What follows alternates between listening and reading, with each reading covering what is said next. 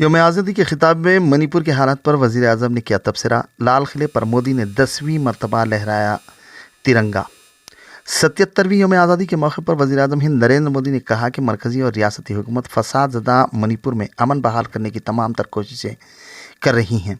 यौम आज़ादी के मौके पर मशहूर लाल किले की फसील से कौम से खिताब करते हुए वज़ीर आज़म ने जोर दिया कि मणिपुर के हल का रास्ता अमन के ज़रिए तलाश किया जाए। उन्होंने कहा कि गुज़िश्ता चंद हफ्तों में शुमाल मशरक़ी बिलखुसूस मणिपुर में तशद्दुद के दौरान बहुत से लोगों की जानें गईं और माँ और बेटियों की इज़्ज़त को बहुत नुकसान पहुँचा, लेकिन पिछले कुछ दिनों में अमन की खबरें आ रही हैं। कौम मणिपुर के साथ है। वज़ीर आज़म ने लाल किले से अपने मुसलसिल 10वें खिताब के आगाज़ में ये बात कही। वज़ीर आज़म ने कहा कि मणिपुर के लोगों को अमन को इस्तवार करना चाहिए जो पिछले कुछ दिनों में बहाल हुआ है। मणिपुर में अमन के ज़रिए ही हल का रास्ता तलाश किया जाए। वज़ीर आज़म मोदी ने कुदरती आफात की वजह से नाकाबिल तसव्वुर बहरान से मुतासिर होने वालों के ताज़ियत का इजहार किया। जारिया साल की कई रियासतों ने नाकाबिल तसव्वुर बहरान का मुशाहिदा किया है। मैं तमाम मुतासरा ख़ानदानों से अपनी हमदर्दी का इजहार करता हूँ। उन्हें यकीन दिलाता हूँ कि रियासती और मरकज़ी हुकूमतें इस चैलेंज पर काबू पाने के लिए मिलजुल कर मुश्तरका तौर पर काम करेंगी। लाल किले से अपनी मुसलसिल 10वीं यौम आज़ादी की तकरीर के दौरान पीएम नरेंद्र मोदी ने शहरियों से खिताब करने के लिए बार बार परिवार जन या ख़ानदान के अफराद की इस्तिलाह का इस्तेमाल किया।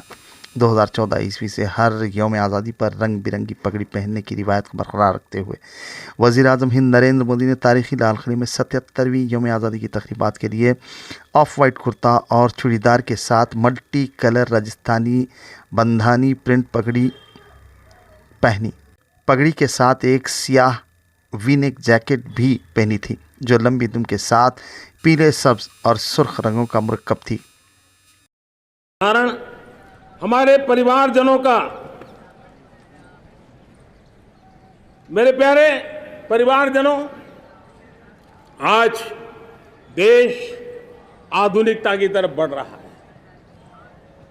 हाईवे हो, रेलवे हो, एयरवे हो, आईवेज हो, इंफॉर्मेशन वेज, वाटरवेज हो, कोई क्षेत्र ऐसा नहीं है जिस क्षेत्र को आगे बढ़ाने की दिशा में आज देश काम न करता हो। पिछले 9 वर्ष में तटीय क्षेत्रों में हमने, आदिवासी क्षेत्र में, हमारे पहाड़ी क्षेत्र में विकास को बहुत बढ़ दिया है। हमने पर्वतमाला, भारतमाला ऐसी योजनाओं के द्वारा समाज के उस वर्ग को हमने बल दिया है।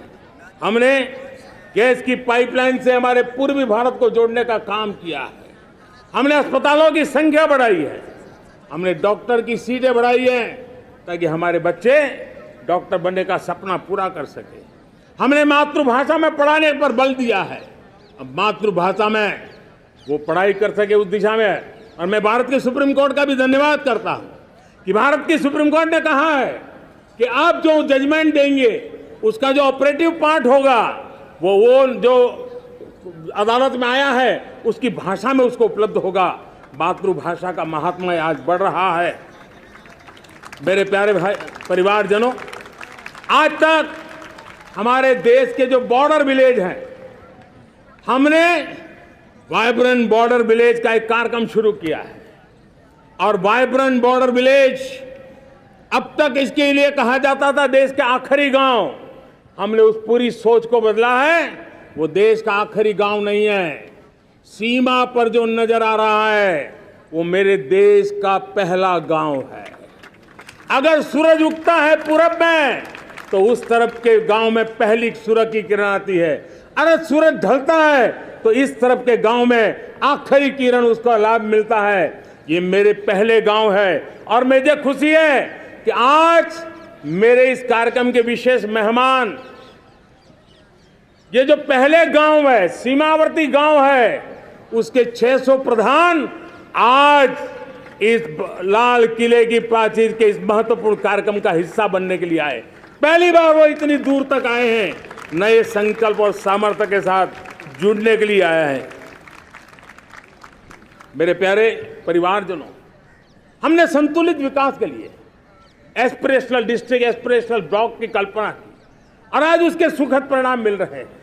आज राज्य के जो नॉर्मल पैरामीटर्स हैं, जो एस्पिरेशनल डिस्ट्रिक्ट कभी बहुत पीछे थे, वो आज राज्य में भी अच्छा करने लग गए हैं और मुझे विश्वास है कि आने वाले दिनों में ये हमारे आकांक्षी जिले, हमारे आकांक्षी बॉल अवश्य आगे बढ़ेंगे।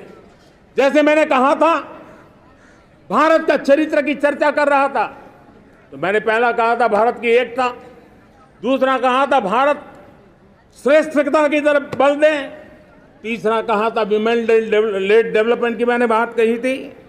और मैं आज एक बात और कहना चाहता हूं कि हम जैसे रीजनल एस्पिरेशन, मैंने चौथी बात कही थी, पांचवी महत्व की बात, और भारत ने उस दिशा में ध्यान, और वो है हमारा राष्ट्रीय चरित्र विश्व मंगल के लिए सोचने वाला होना चाहिए। हमें देश को इतना मजबूत बनाना है जो विश्व मंगल के लिए भी अपनी भूमिका अदा करे। और आज कोरोना के बाद मैं देख रहा हूं जिस प्रकार से संकट की घड़ी में देश ने दुनिया की मदद की, उसका परिणाम है कि आज दुनिया में हमारा देश एक विश्व मित्र के रूप में, विश्व का अटूट साथी के रूप में आज मेरे देश की पहचान बनी है। हमें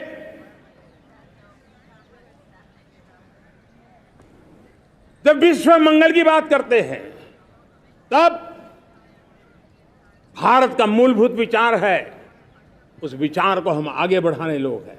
और मुझे खुशी है कि आज अमेरिकी संसद के भी कई चुने हुए गणमान्य प्रतिनिधि भी आज हमारे 15 अगस्त के इस अवसर में हमारे बीच में मौजूद है। भारत की सोच कैसी है, हम विश्व मंगल की बात को कैसे आगे बढ़ाते हैं। अब देखिए, हम जब सोचते हैं तो क्या कहते हैं, हमने दुनिया के सामने ये दर्शन रखा है और दुनिया उस दर्शन को लेकर के हमारे साथ जुड़ रही है। हमने कहा वन सन, वन वर्ल्ड, वन ग्रिड, उसको स्वीकार कर रही है। कोविड के बाद हमने दुनिया को कहा हमारा अप्रोच होना चाहिए वन अर्थ, वन हेल्थ। समस्याओं का समाधान तभी होगा जब मानव को, पशु को, पौधे को बीमारी के संबंध में समान रूप से एड्रेस किया जाएगा, तब जाकर के हम करेंगे।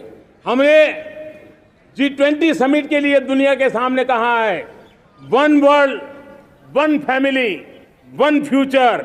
इस सोच को लेकर के चल रहे हैं। हमने क्लाइमेट को लेकर के दुनिया जो संकट से जूझ रही है, हमने रास्ता दिखाया है, लाइफ मिशन लॉन्च किया है, लाइफस्टाइल फॉर एनवायरनमेंट। हमने दुनिया के सामने इंटरनेशनल सोलर अलायंस बनाया और आज दुनिया के कई देश इंटरनेशनल सोलर अलायंस का हिस्सा बन रहे हैं। हमने बायोडायवर्सिटी का महत्व देखते हुए बिग कैट अलायंस की व्यवस्था को हमने आगे बढ़ाया है।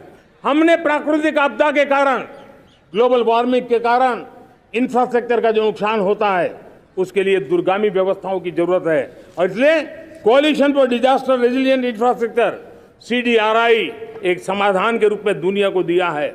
विश्व आज समुद्रों को संघर्ष का केंद्र बना रहा है, तब हमने दुनिया को सागर का प्लेटफॉर्म दिया है जो वैश्विक समुद्री शांति की गारंटी बन सकता है।